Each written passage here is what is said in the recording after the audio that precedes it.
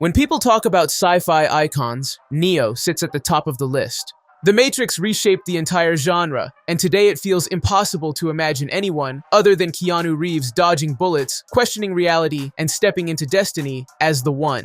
But the truth is that Keanu was far from the first choice. In fact, the Wachowskis and the studio spent a long time exploring very different actors before everything fell perfectly into place. So let us take a journey back to the pre-Matrix days and look at 7 actors who almost stepped into Neo's shoes before Reeves changed movie history forever. Nicolas Cage was actually approached early on, but he had to decline because filming would require spending long months in Australia away from his family. And that alone changed movie history. Imagine Neo as someone already on the edge the second we meet him. That is what Cage would have brought. He never plays a quiet or reserved character. He always brings intensity, unpredictability, and emotional chaos. Neo's journey would have looked completely different. Instead of a confused office worker slowly discovering the truth, we might have gotten someone already cracked by paranoia and existential dread. Fascinating to imagine, but totally different from the version we know. Brad Pitt was also approached, and according to various reports, he passed very quickly because he felt the role simply did not belong to him. And honestly, his instinct was spot on. Pitt has that natural movie star glow that instantly draws attention. Neo, especially at the beginning, is supposed to be someone who blends in, someone lost inside the system. Pitt would have shifted the tone into something more stylish and more mainstream. The early parts of the story, the long stretches of monotony in Thomas Anderson's life, would not have landed the same way. It is one of those situations where passing on the role preserved the soul of the film. Here's the most surprising twist of all. The studio once considered rewriting the entire script to make Neo a woman because Sandra Bullock was at the top of their wish list. It would have transformed the entire chemistry between Neo, Trinity, and Morpheus. Bullock has a natural warmth and emotional openness that would have taken the film in a completely new direction.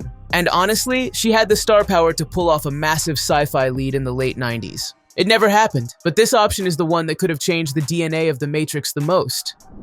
This is the name that everyone remembers. Will Smith was the studio's dream choice. At that point, he had Bad Boys, Independence Day, and Men in Black behind him. He was the most reliable box office hit of the decade.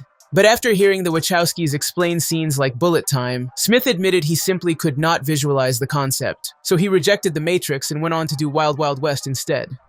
For Smith, the tone of The Matrix might have leaned more comedic or more energetic. Neo might have turned into a more confident, quippy hero rather than the quiet outsider we ended up with. That shift alone would have changed the entire film.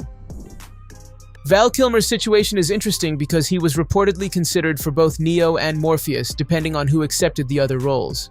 Kilmer brings intensity, stillness, and a sense of control to most of his performances. And that is exactly what would have worked against him as Neo.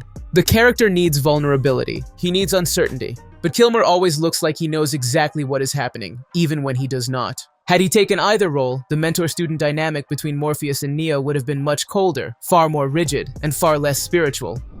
DiCaprio came very close. He had Titanic behind him and was already one of the biggest actors on the planet. But he reportedly backed out because he did not want to jump straight into another visually heavy blockbuster. And looking back, that was probably the right decision. DiCaprio has a powerful emotional presence that would have pushed Neo into more dramatic territory right from the start. And that might have overshadowed the philosophical stillness and the slow awakening that define the character. Neo needs to feel like an ordinary man becoming extraordinary. With DiCaprio, he might have felt extraordinary from the first frame. Believe it or not, Johnny Depp was the Wachowskis' original favorite. He had the perfect profile at the time. Strange, introspective, reflective, and slightly disconnected from the world around him. In many ways, he fits the earliest concept of Neo even better than most. If Depp had played the role, the film might have leaned more surreal, more offbeat, and more dreamlike. But the studio reportedly was not convinced. And that hesitation closed the door on the version of the film the Wachowskis originally imagined. Finally, the role moved on, and then came Keanu. And that is the moment everything aligned. The calmness, the restraint, the mystery, the physical commitment. Keanu Reeves was not the initial pick, but he was the perfect pick. You can't control me! You can't control me! You can't control me! If you enjoyed this breakdown, make sure you subscribe on YouTube and follow us on Facebook for more movie deep dives, casting stories, and behind-the-scenes secrets. Which alternate Neo would you have picked? Drop your thoughts in the comments. Thanks for watching, and I will see you in the next one. You old white prick! You old white prick! I'll smash this place to bits!